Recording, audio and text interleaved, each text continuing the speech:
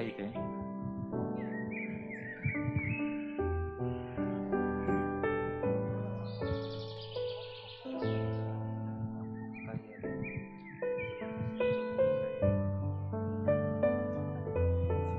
안녕하세요.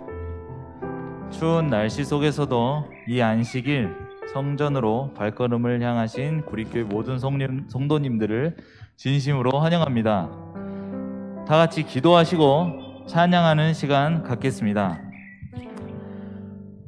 아버지 하나님, 하나님이 사랑이심을 알 수 있도록 우리 모두를 쉼이 있는 안식으로 초청하여 주시니 감사드립니다.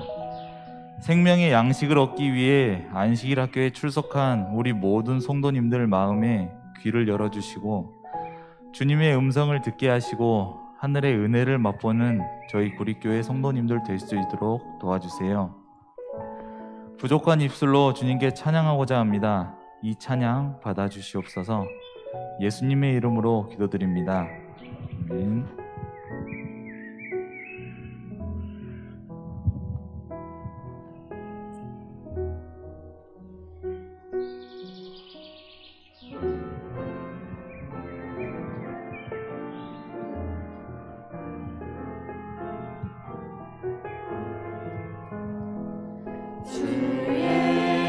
넓은 사랑 또 그의 큰 영광 다 널리 전파하기 내 맘의 원일세 이 복음 전파는 생명의 진리요 내 맘의 모든 소원 만족케 함일세 이 복음 전파하여 그 사랑 알게 하고 온 세상 구원하기 내 평생 원일세 이 복음 전할 때에 큰 기쁨 넘치네 더 널리 전파하기 내 맘의 원일세 주 예수 복된 말씀 날 구원했으니 그 기쁨 참지 못해 이 복음 전하네 이 복음 전파하여 그 사랑 알게 하고 온 세상 구원하기 내 평생 원일세 이 복음 들은 사람 날마다 들어도 새 소식 들음 같이 늘 듣기 원하네 저 천국 영광 중에 새 찬송할 때도 그 기쁨 찬송 제목 이 노래뿐일세 이 복음 전파하여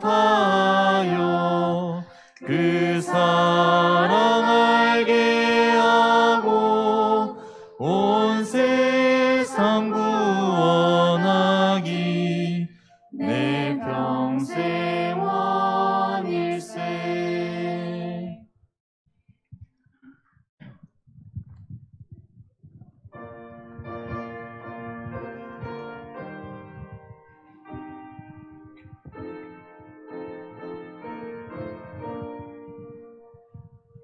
너의 하나님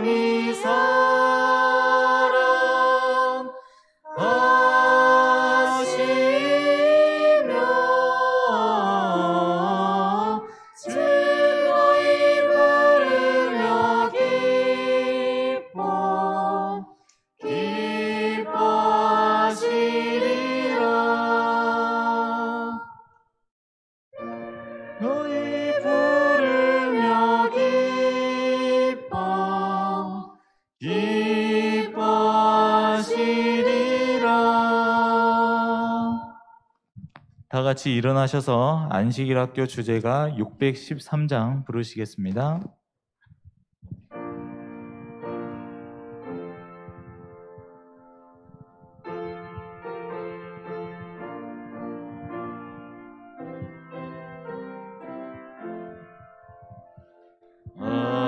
아름다운 우리 집 사랑 있는 집 기쁨 넘쳐 은혜 사랑 있는 집 평화 가득 넘치고 한박 웃음 꽃피며 부드러운 감도는 사랑의 가정 사랑의 우리 집 영원토록 행복한 사랑의 가정 조막 속에 살아도 사랑 있는 집 미움 슬픔 없는 곳 사랑 있는 집 장미꽃은 만발에 향기를 채우네 축복을로 넘치는 사랑의 가정 사랑의 우리 집 영원토록 행복한 사랑의 가정 주님 함께 거하네 사랑 있는 집 감사하는 식구들 사랑 있는 집 인자하신 부모와 순종하는 자녀들 미소 짓는 하나님 사랑의 가정 사랑의 우리 집 영원토록 행복한 사랑의 가정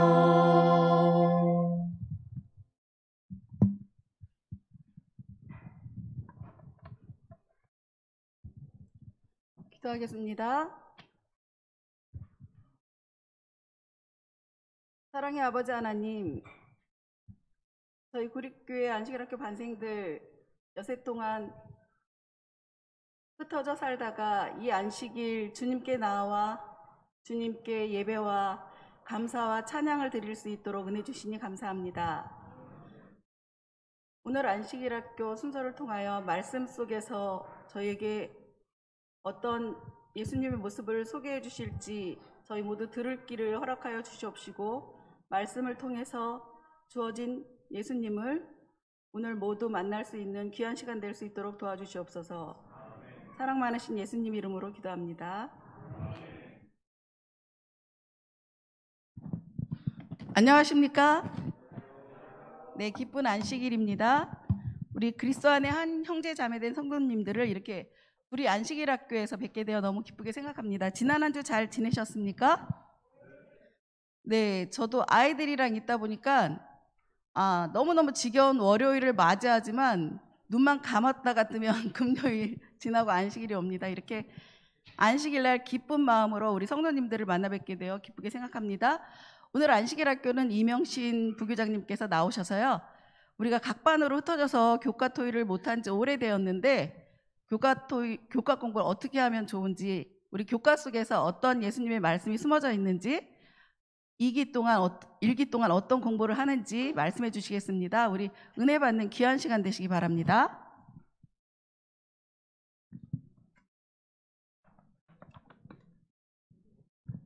안녕하십니까?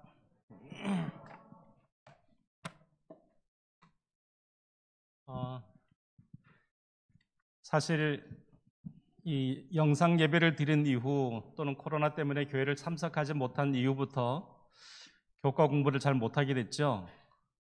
저도 바빠서 못하다가 갑자기 총론을 해달라고 그렇게 부탁을 해서 제가 이틀 밤을 날새워 공부했습니다. 히브리서를 전부 다 공부하려니까 얼마나 시간이 많이 걸리겠습니까? 책을 이틀 동안 제가 날밤 새면서 공부를 좀 해봤는데 히브리서를 굉장히 좋아했지만 공부하면서 제게 너무나 큰 은혜와 감동이 있었습니다.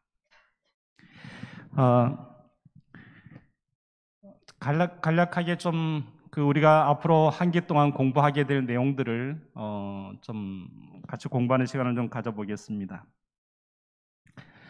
가장 오래된 헬라 필사본에 이 히브리서의 제목을 뭐라고 기록했냐면 히브리인들에게라고 기록을 하고 있습니다. 그리고 이 책은 성서 봉사의 가장 중요한 사실들 우리에게 공부를 해주고 있습니다. 이것은 초기 유대 교인들에게도 아주 특별한 문제였습니다. 히브리서의 저자에 대해서는 많은 사람들이 의견이 분분합니다. 특별히 초대 교부였던 오리게네스는 히브리서의 저자에 대해서 끊임없이 연구하다가 결론을 딱 내는데 뭐라고 얘기했냐면 이 편지를 누가 기록했는지는 진실로 하나님만이 아신다라고 얘기를 하고 저자가 누구라는 결론을 못 내렸어요. 그리고 많은 신학자들이 히브리서를 누가 기록했는지 여러 얘기를 많이 하고는 있지만 그렇게 뚜렷하게 확실한 증거들을 우리에게 제시해 주고 있지는 않습니다. 왜냐하면 이 기록 중에서 내가 기록했다는 말이 전혀 없기 때문에 그런 많은 이야기들이 있습니다. 근데 재밌는 사실은 하나님만이 아신다라고 했던 이 오리게네스라는 초대 교부는 다른 글에서 뭐라고 기록했냐면 이 히브리서의 모든 사상과 내용은 바울과 동일하다라고 얘기하고 있습니다. 그리고 정통적인 기독교에서는 히브리서의 저자를 사도 바울로 보고 있고 우리 제7안식일 예수 재림교인 역시도 공통적인 의견은 사도 바울로 보고 있습니다. 초대 교회들이 2세기를 지나면서 교회가 어떤 조직을 형성하게 됩니다. 조직을 형성을 한 다음에 우리도 성경을 좀 갖자라는 의논이 이루어져서 그래서 성경을 여러 가지 편지서를 정론화시키는 그런 작업이 있었습니다. 그런데 그런 작업을 할 때 사복음서, 사도행전, 바울서신 13편, 베드로전서, 요한계시록 이런 것들은 당시 그 속에는 들어가 있지를 정확하게 이거는 우리 성경이라고 규정을 했지만 그 외에 베드로 후서라든지 요한 1, 2, 3서, 유다서, 요한계시록, 그다음에 히브리서 이거는 성경에 포함시키지 못했습니다. 왜 못했냐면은 저자가 누군지 확실치 않기 때문에. 그래서 포기하고 있다가 3세기 들어서면서 초대교인들이 히브리서는 사도 바울이 쓴 것으로 인정을 하고 정경을 포함해서 신약 성경 일체가 구성이 되게 되었습니다. 그래서 히브리서는 사도 바울이 썼다라는 견해를 보통적으로 가지고 있고 사도 바울은 히브리서를 통해서 누구에게 이 편지를 기록을 했느냐면은 그 당시 예수를 목격을 하지는 못했지만 목격한 사람들로부터 전해 들은 많은 그리스인들, 특별히 히브리인들 이런 사람들에게 이 글을 기록을 했습니다. 그 당시에는 기독교인들이 유대인이지만 기독교인이 되었던 사람들은 꽤 많은 핍박을 받았습니다. 예수를 믿은 이후에 박해를 받았고 때로는 투옥을 당하기도 했고 이 그리스인이라는 그런 이름 때문에 많은 사람들이 어려움을 겪었던 그런 시기에 사도 바울은 이 편지를 기록했다고 이야기할 수 있습니다. 그것은 주후 기원 후 한 90년쯤에 기록됐다고 보고 있습니다. 그러면 히브리서의 주제가 뭐냐? 히브리서의 주제는 지상 성소와 및 제사장의 직분을 하늘 성소와 하늘 제사장의 직분을 비교를 한 것으로 주 내용이 기록이 됩니다. 또 옛 언약과 새 언약을 구별을 해주었고 지상 성소와 하늘 성소를 구분해서 비교해 주었고 지상의 재상 직분과 하늘 재상의 직분을 비교해 주었습니다. 그 다음에 지상 봉사와 하늘 봉사를 비교하면서 히브리서의 전반적인 내용을 기록을 하고 있습니다. 1844년 우리는 대실망을 겪었죠. 대실망을 겪은 다음에 1844년 10월 23일 하이람 에디슨이 옥수수밭을 지나가면서 하늘이 열리면서 큰 계시를 봅니다. 그 계시에서 하늘 성소 문이 열리고 지성소로 들어가시는 예수 그리스도의 모습을 계시를 통해서 봅니다. 그리고 예수님이 이 땅에 오시는 것이 아니라 대제사장으로서의 직무를 다하기 위해서 지성소로 봉사하시는 들어가시는 그런 광경을 보게 되면서 그것을 이야기하기 시작해서 사람들이 그것을 받아들이기 시작합니다. 그리고 1847년에 와서 엘렌 화이트는 이것에 주된 관점을 인정하게 되었고 그리고 하늘 봉사에 대해서 말씀을 하기 시작했습니다. 그 다음에 1857년에서 제임스 화이트는 이 기별에서 대속죄일과 함께 조사 심판의 개념을 창출해내었고요. 그 다음에 1844년에 그 대실망에 푸는 열쇠가 될 뿐 아니라 우리 제시를 하신 예수 이름께 근간이 되는 가장 중요한 역할을 감당을 했습니다. 그런 것에 뒷받침해 주는 성경이 바로 히브리서였습니다. 이 히브리서를 쓰신 그 목사님은 필릭스 코르테즈라는 그런 교수님인데 현재 앤드루스 대학교에서 신학대학원에서 신학과 부교수로 재직하고 있습니다.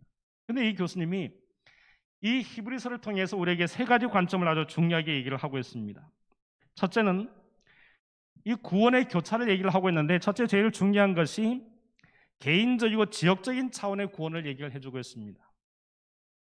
그리스도인의 삶으로 인해서 비난과 고난을 받는 것에 지친 자들에게 예수 그리스도는 오직 믿음의 주여 우리를 온전케 하시는 분이라는 것을 이 히브리를 통해서 우리에게 강조를 해주고 있습니다. 둘째는 집단적이고 국가적인 차원을 기록을 하고 있습니다. 하나님께서 허락하신 약속의 땅, 그 가나안 땅에 우리가 여행하고 하나님의 백성으로서 예수 그리스도는 여호수아가 되어서 이 백성을 이끌고 가나안까지 걸어가는 그 과정을 교과에서 설명을 해주고 있습니다. 셋째는 우주적인 차원의 구원입니다. 예수님은 새로운 아담이시고 인류를 위한 하나님의 목적을 성취하신 인자로 히브리서에서 예수 그리스도를 소개를 하고 있습니다. 우리를 향한 하나님의 사랑의 넓이와 깊이와 높이를 나타내시는 예수 그리스도의 모습을 우리는 이 히브리서를 통해서 이번 교과 책을 통해서 배우게 될 것입니다. 그런 간략하게 시간이 많이 없으니까 제가 내용들 아주 간략하게 좀 소개를 좀 해주겠습니다. 왜냐하면 어차피 여러분들이 방송을 통해서 우리 목사님이 교과 강의하신 거나 혹은 다른 여러 목사님들이 교과 강의하시는 것을 많이 들으실 텐데 혹은 듣지 못하는 분들을 위해서 아주 간략하게 제가 교과의 핵심적인 내용들을 한번 좀 같이 은혜를 좀 나누고자 합니다. 히브리인들 우리에게 보내는 편지, 이것이 일과의 주제입니다. 일과의 제목입니다. 히브리서는 예수를 믿게 된 후로 어려움을 당하게 된 신자들을 위해서 기록했다고 말씀드렸죠. 이 편지를 받았을 때 많은 사람들이 아주 많은 어려움들을 공감을 하고 있었습니다. 경제적으로 어려웠고 혹은 감옥에 붙잡혀 들어가게 되었고 또는 자신의 신앙에 대해서 사람들이 많이 지쳐가게 돼서 회의를 품기 시작하는 사람들도 나타나기 시작했습니다. 언어적인 공격을 당했고 명예를 짓밟고 그 다음에 여러 가지 많은 공격들이 이루어져서 심지어 감옥에 갇혀져 있는 그런 상황인데 히브리서를 통해서 사도 바울이 얘기하고 있는 것은 히브리서 2장 18절에 이렇게 말합니다. 그가 시험을 받아 고난 당하신 즉 시험을 받은 자들을 능히 도우실 수 있느니라. 그래서 그런 신자들에게 바울은 바로 우리도 그렇게 우리에게 도움을 주는 분이 누구 계시다고요? 예수 그리스도가 계시다는 것을 설명을 해주고 있습니다. 아마 이 시대를 살아가고 우리에게 동일하지 않을까 싶습니다. 어려움을 겪고 코로나 때문에 많은 경제적으로 또 인간관계적으로 많은 어려움을 겪고 있는 이런 시대에 우리의 도움은 어디서 오는가? 그것은 바로 믿음의 주이신 예수 그리스도가 온다는 사실을 말씀해 주고 있습니다. 그럼 히브리서의 가장 중요한 기별을 이과에서 말씀하고 있는데 이 기별은 우리의 왕이신 예수 그리스도를 소개를 하고 있습니다. 히브리서의 그 부분을 세 가지로 나눴는데 이 과에서는 예수 그리스도를 세 가지 부분에서 말씀해 주고 있습니다. 왕이신 예수님인데 첫째는 하나님께서 예수님을 왕의 아들로 취임을 시키신다는 것입니다. 히브리서 1장 5절 하나님께서 어느 때에 천사 중 누구에게 너는 내 아들이라 오늘 내가 너를 낳았다 하셨으며 또 다시 나는 그에게 아버지가 되고 그는 내게 아들이 되리라 하셨느냐. 하나님께서 예수 그리스도를 왕으로 아들로 취임을 시켰다고 얘기하고 있습니다. 둘째는 하나님께서 아들을 하나님께 경배하는 이들로 가득한 하늘 궁정에서 소개해 주시고 아들을 영원한 창조주 되심과 통치권을 그에게 허락해 주셨습니다. 1장 8절에 아들에 관하여는 하나님이여 주의 보좌는 영영하며 주의 나라의 균은 공평한 균이이다. 10절 또 주여 태초에 주께서 땅에 기초를 두셨으며 하늘도 주의 손으로 지으신 바라. 11절 그것들을 멸망할 것이나 오직 주는 영존할 것이라. 세 번째는 하나님께서 아들을 보좌에 앉히시는데 이는 지구를 다스릴 모든 고난을 공식적으로 수여하는 것이었습니다. 히브리서 1장 14절 모든 천사들은 섬기는 영으로 구원받을 상속자들을 위하여 섬기라고 보내심이 아니냐. 그럼에도 불구하고 예수께서 이 땅에 오셨는데 그분은 하나님께서 공식적으로 이 땅의 모든 고난을 그에게 주었음에도 불구하고 예수 그리스도가 왕으로 이 땅에 오셨을 때 어떻게 됐어요? 나는 왕이라고 말씀했을 때 사람들은 그를 십자가에 못 박았습니다. 얼마나 아이러니한 그런 일들이 발생했는지. 네 번째는 다윗의 혈통인 그가 영원한 멜기세덱의 반차를 이어서 뭐가 되셨다고요? 대성이 되셨다고 말씀하고 있습니다. 근데 이렇게 예수 그리스도를 소개하면서 중요한 부분 한 가지는 이런 그 왕 같은 대상의 역할을 누구에게 예수님이 허락하셨어요? 그것을 우리에게도 허락했다는 사실입니다. 예수님이 받았던 그 놀라운 직분들을 동일하게 누구에게 줬어요? 바로 여러분에게 다 그런 직분을 줬답니다. 그래서 여러분 뭐래요? 왕 같은 재상이 될 수 있었다는 사실이죠. 어떻게 보면 우리가 기도로서 하나님께 담대히 나갈 수 있는 것은 그 예수 그리스도의 공로가 중재하시는 그 공로가 우리로 하여금 신분을 상승시켜서 하나님께 나갈 수 있게 만들어줬다는 것을 얘기를 하고 있습니다. 그래서 히브리서 11장 6절에 뭐라 그랬어요? 믿음이 없이는 하나님을 기쁘시게 못한다라고 말씀을 하고 있습니다. 제3과에서는 하나님의 아들, 약속된 아들을 얘기하고 있습니다. 히브리서 1장 2절. 여러분이 교과책을 안 보시니까 제가 성경을 좀 읽어드리겠습니다.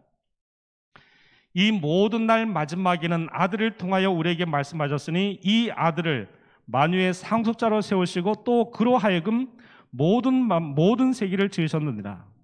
이는 하나님의 영광의 광채시요 그 본체의 형상이라. 그의 능력의 말씀으로 만물을 붙드시며 죄를 정결케 하는 일을 하시고 높은 곳에 계신 지극히 크신 이의 우편에 앉으셨느니라.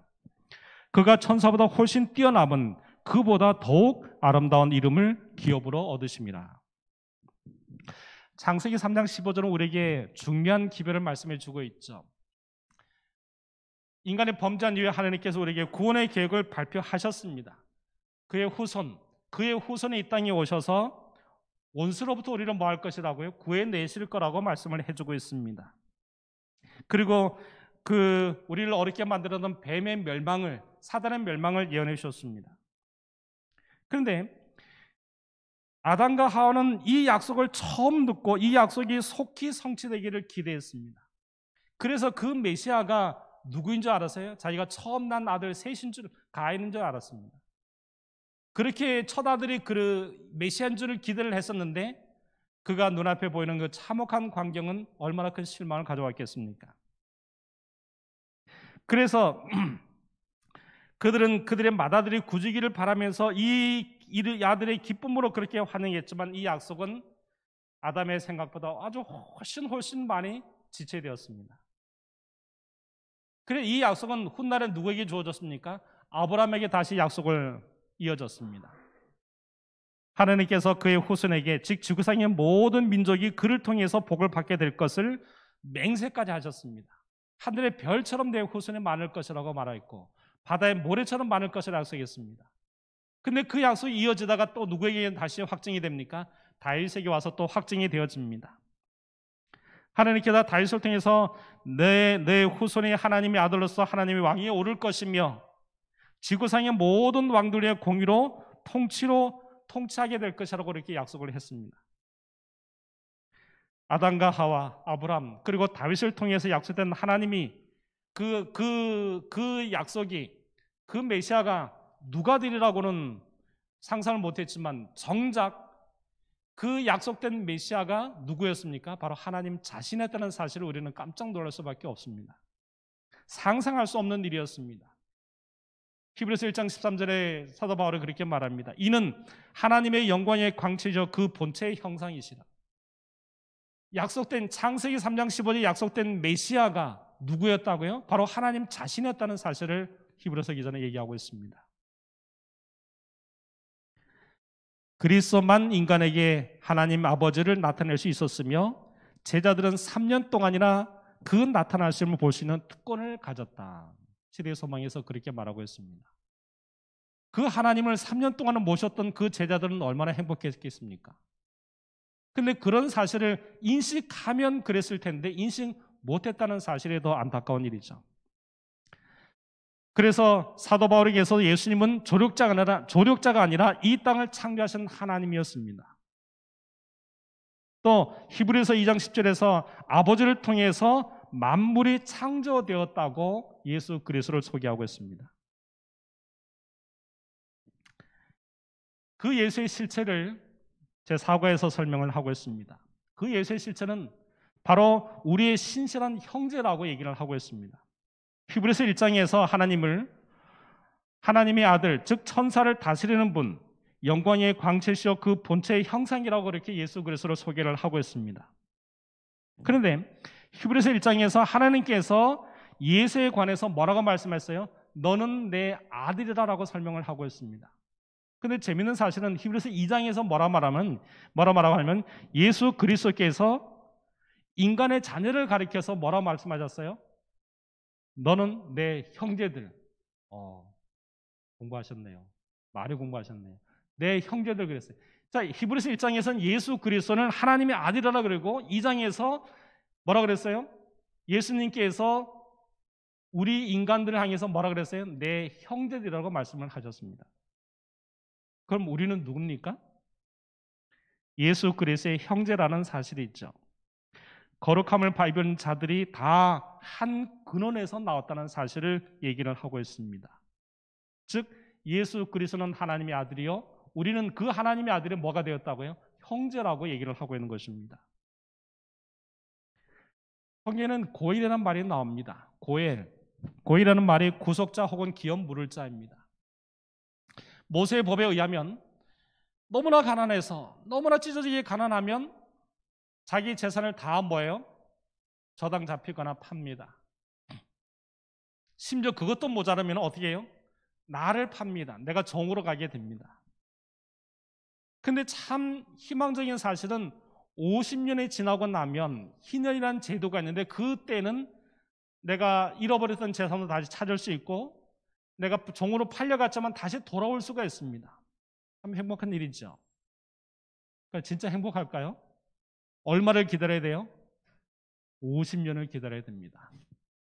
제가 10대에 팔려갔다면 나이가 허연 60이 돼서야 뭐하여 돌아올 수 있다는 겁니다.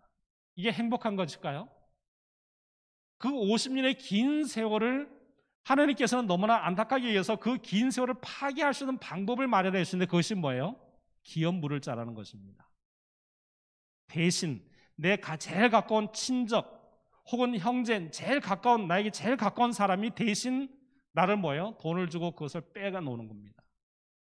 50년의 긴 세월을 기다릴 수 없기 때문에 그 희년한 제도를 뭐 하기 위해서요?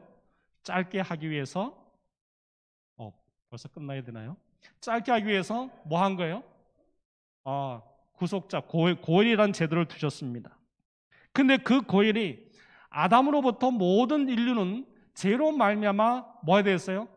팔려버린 바 되었습니다.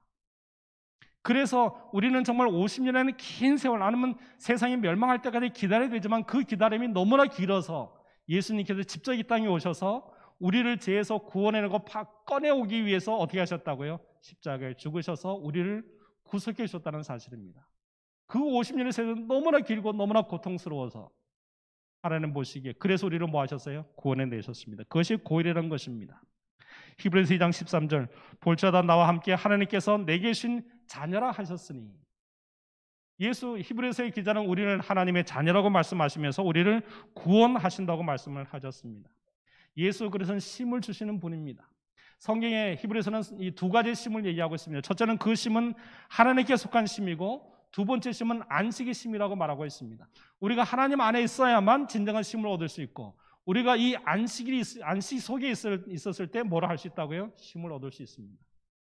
고대 히브리 랍비들은 이 안식일에 관해서 안식일도 엿새와 동일하게 창조 행위가 있었다라고 얘기합니다. 그럼 제7일 안식일에 창조하신 것이 무엇인가? 히브리 랍비들은 뭐라 얘기하면 그것은 메뉴아라고 얘기합니다. 히브리어는 메뉴아인데 그 메뉴아는 휴식이라는 것입니다. 안식이라는 것입니다. 제7일 안식일은 엿새 동안 동일하게 창조 행위가 이루어졌는데 그 창조는 안식을 우리에게 창조했다는 것입니다. 그래서 안식, 평온, 고요, 평화, 휴식, 이것이 제7일 안식을 이 날을 통해서 우리에게 주어진 하나님의 축복인 것입니다.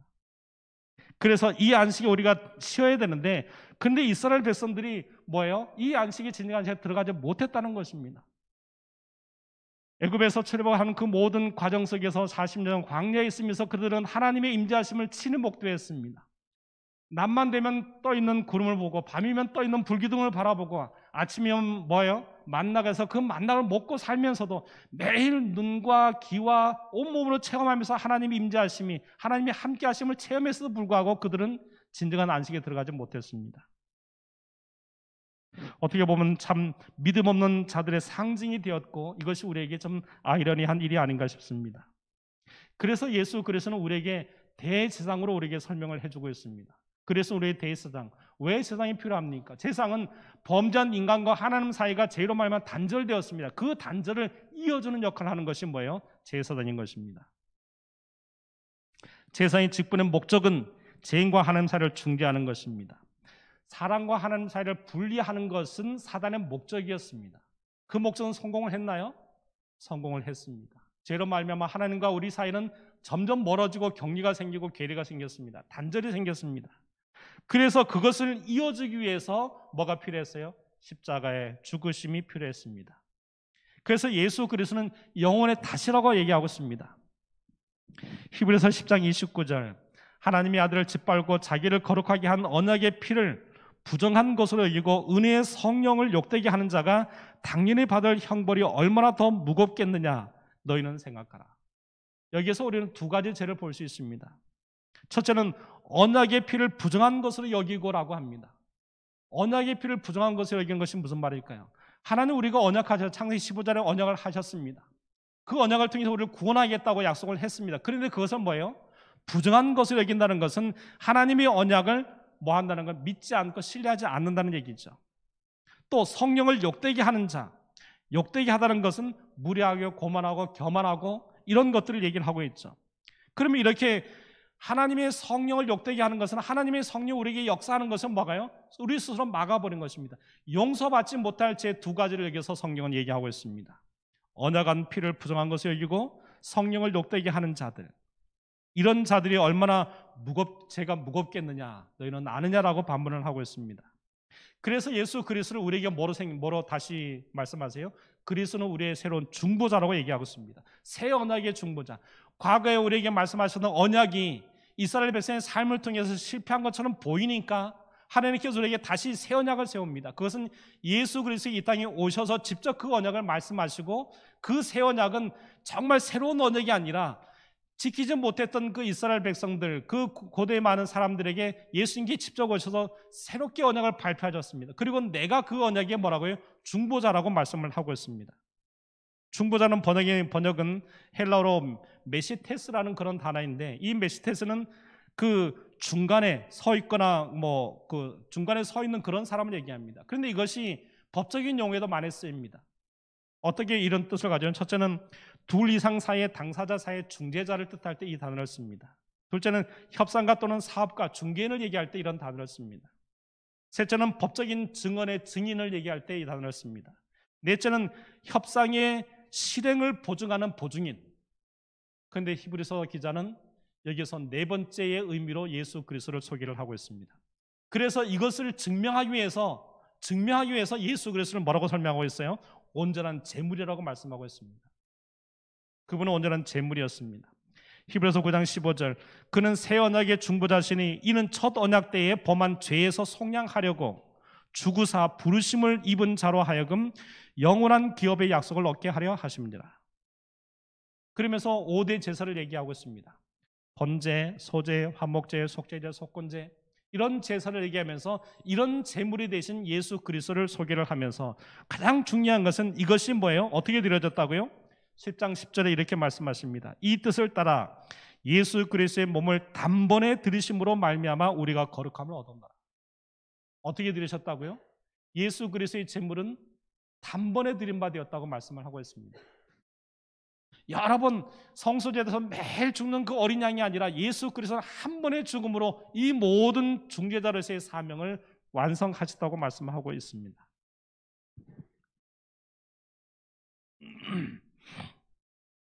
그 완성을 위해서 예수께서 또 하실 일이 있었습니다. 그것은 휘장을 가운데로 여는 것이었습니다.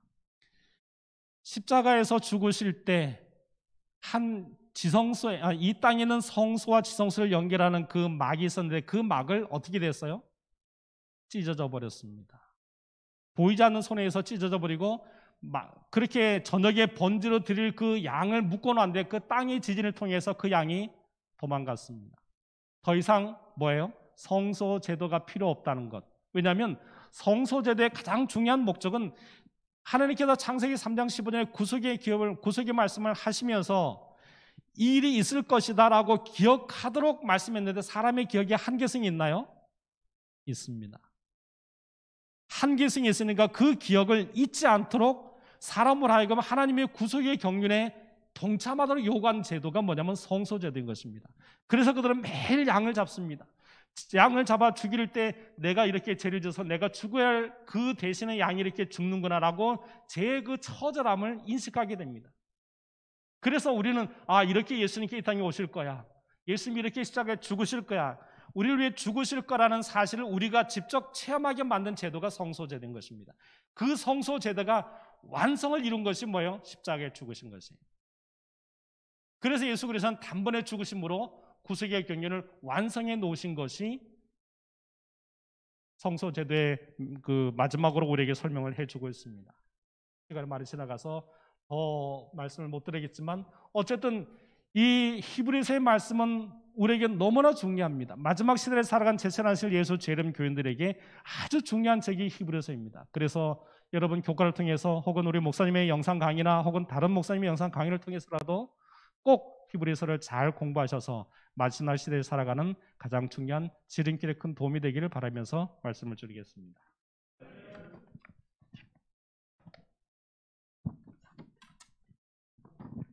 네, 감사합니다. 몇 날을 공부하시고 제가 봤을 때도 언뜻 이게 한 종이가 엄청 많았어요. 근데 제가 15분밖에 드리질 못했는데 11시에 대예배가 마치면 이렇게 공부 많이 하셨는데 더 듣고 싶으시다 하시면은 요청하셔서 따로 모이셔서 또 공부하시면 좋을 것 같습니다. 우리 감사의 재단에 우리 오늘 최윤정 집사님 나오셔서 잠깐 어떤 감사가 있는지 들어보도록 하겠습니다.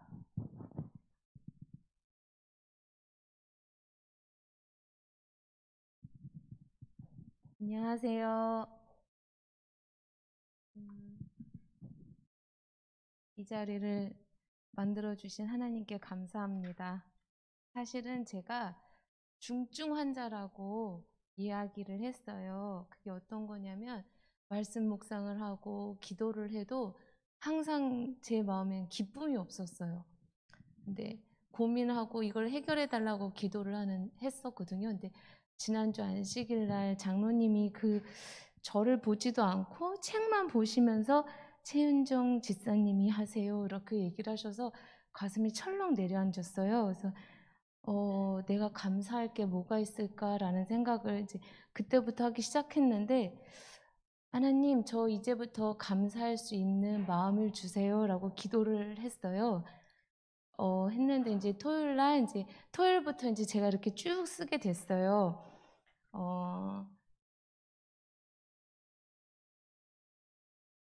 근데 이제 여러 가지 이제 교회 일을 하면서 고민되고 걱정되고 이런 일들이 있었거든요. 근데 일요일 날 아침에 그 근심을 갖고 일요일 날 아침에 이제 제가 조금 좋아하는 언니랑 통화를 하게 됐어요. 근데 그 언니가 그러는 거예요. 윤정아, 너의 근심이 감사함을 덮는 것 같아. 그러니까 근심보다 감사함이 근심을 덮게끔 살아봐. 이렇게 얘기하는 거예요. 그래서 그게 뭐지? 그렇게 얘기를 하다 이제 또 저의 고민을 또 얘기하게 됐어요. 나에게 이런 큰 무거운 돌덩이 같은 죄가 있는데 이 죄를 가볍게 하고 싶어요. 이걸 내려놓고 싶어요. 그랬더니 하나님께 아주 사소한 것도 다 얘기해. 너의 지금 그 마음을 얘기해. 그거 원래 알고 있었거든요. 알고 있었는데 그걸 하지 못하고 있었던 거예요. 내가 하려고 했던 거예요. 내가 그걸 하지 말아야지. 생각하지 말아야지. 그러니까 너무 힘들었던 거예요. 그 다음부터 폭풍으로 막 하나님이 감사를 주시는데 제가 어떤 게 계속 생각하는 게 있냐면 매일매일 이제 말씀 묵상을 지어주셔야 부목사님이 그 말씀 묵상을 해도 그때만 생각하고 말았는데 하루 왼종일 생각을 하는 거예요. 이제 어떤 일이 있어서 기분이 나쁘면 그때 잠시뿐이고 그 말씀이 또 다시 하루를 또 살게끔 해주시는 거예요. 이렇게 해서 제가 오늘날 토요일 안식일까지 이렇게 살게 해주셨는데 저는 근심 걱정도 많고 사소한 것에도 하지 말아야 될 거, 일어나지도 않을 것에 대해서 근심 걱정으로 많았어요. 근데 그게 지금 돌이켜보니까 그게 없었던 것 같아요. 물론 있었지만 그때 잠시뿐이었던 거예요. 너무 감사한 거예요. 나에게 이렇게 할 수 있는 이 감사의 시간이 이렇게 내 몸도 마음도 그렇게 가볍게 만들어줄 수 있구나라는 생각을 했어요. 그래서 다른 것보다도 윤정아, 내가 월급 이만큼 너 줄게. 뭐 이런 것들도 감사하겠지만 그냥 아주 잠깐이더라고요. 그래서 이 말씀으로 내가 하루를 살아가고 기도하고 평안하고 이게 너무 감사했어요. 그래서 제 감사는 하나님의 말씀으로 살게 해주심에 감사를 전해드리고 싶습니다. 네, 감사합니다. 우리 생일 맞이하신 분 함께 축하해 주겠습니다. 우리 신재기 장로님 생일 맞이하셨습니다. 큰 박수로 함께 축하해 주시겠습니다. 축하합니다. 네, 우리 손님 환영과 우리 목양 기도를 이재진 목사님 나오셔서 해주시겠습니다.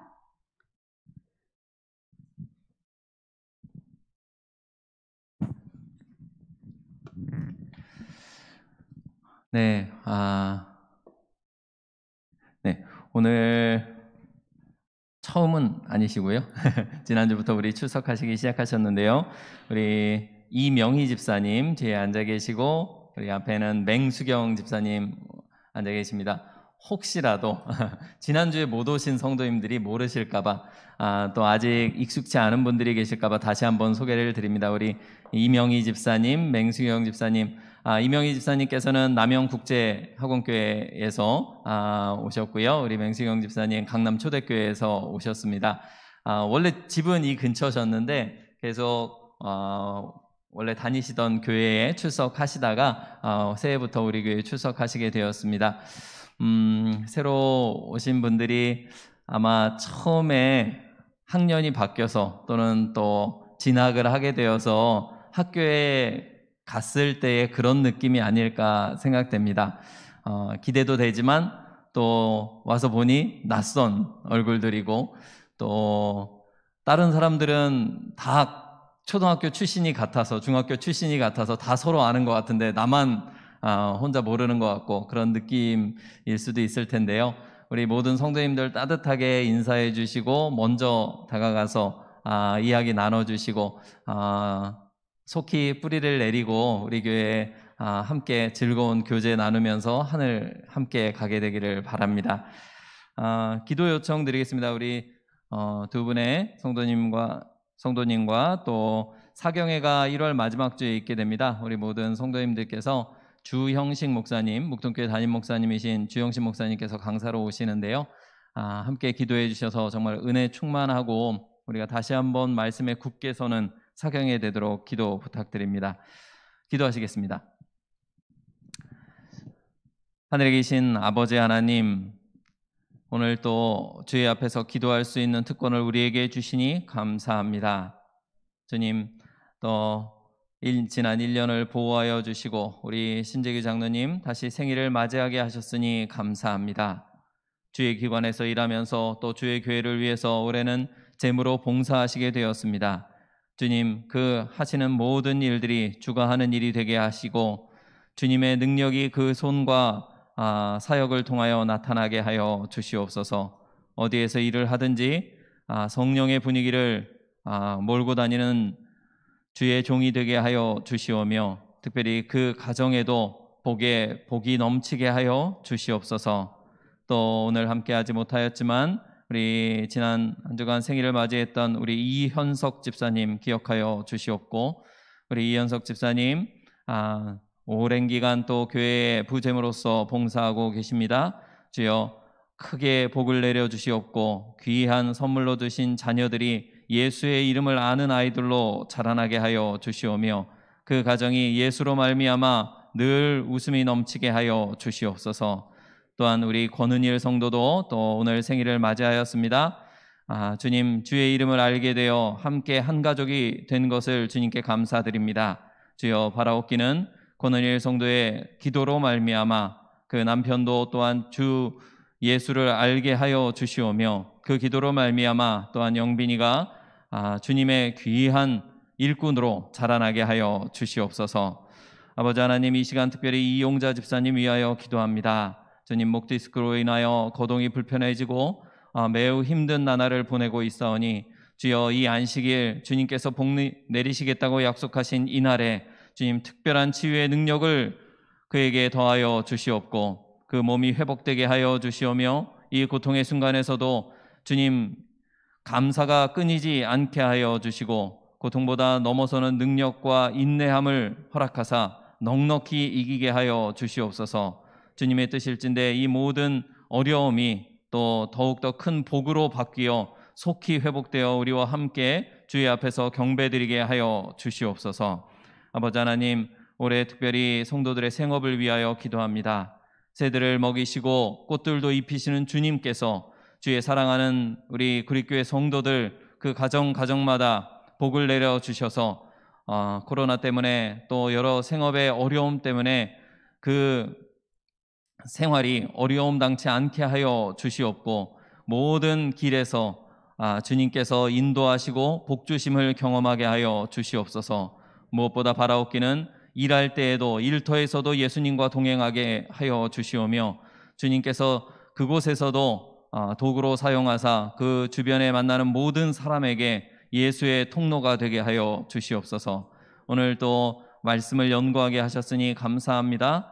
주님께서 보여주신 히브리서의 귀한 기별이 우리의 중보자가 되시고 왕이 되시고 대제사장이 되신 우리 주님이 언제나 우리와 함께 하고 계신다는 것을 우리가 잊지 않고 주님과 동행케 하여 주시옵소서. 저희의 기도를 들으시고 응답하시는 주님께 감사드리며 예수 그리스도의 이름으로 기도하옵나이다. 아멘. 네, 안교에서 잠깐 광고 드리겠습니다. 우리 이승모 장로님께서 조금 과장을 더하면 뭐 재산을 팔아서라도 우리 안교 반생들에게 좋은 선물을 많이 해주고 싶다고 그렇게 거듭거듭 말씀하고 계시거든요. 그래서 교과 공부, 성경 통독, 예언의 신 통독 등 안교 선교에서 제안하는 그런 과제들을 꾸준히 하고 계시다면은 저희 안교 임원 모두가 적절한 방법으로 적당한 선물을 우리 성도님들께 나눌 수 있도록 노력하겠습니다.